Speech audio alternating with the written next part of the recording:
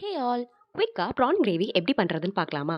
இதுக்கு ஒரு 3 medium size வெங்காயம் அண்ட் 4 தக்காளி எடுத்து ஃபைனா சாப் பண்ணி வச்சுக்கணும்.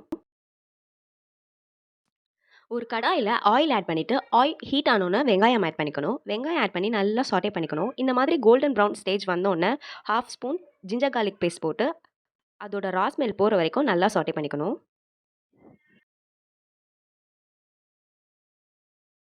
அப்புறமா கொஞ்சமா கருவேப்பிலை, கொத்தமல்லி ஆட் பண்ணிக்கணும். அப்புறம் 1/4 டேபிள் ஸ்பூன் மஞ்சத்தூள், 1 1/2 table spoon chilli powder and 1/4 table spoon குழம்பு மிளகாய் தூள். இது 3த்தையும் போட்டு நல்லா ஒரு மிக்ஸ் குடுத்துக்கணும். அப்புறம் நம்ம சாப் பண்ணி வச்சிருந்த டொமேட்டோவ ஆட் பண்ணிக்கணும்.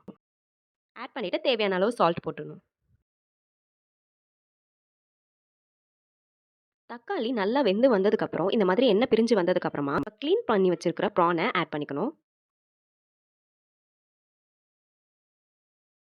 அப்புறம் நல்லா மிக்ஸ் பண்ணிட்டு, சிம்ல 15 மினிட்ஸ் அப்படியே விட்டுறணும்.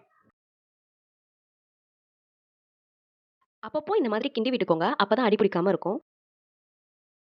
அவ்வளோதான் குயிக்கான prawn gravy ready. Thank you for வாட்சிங்.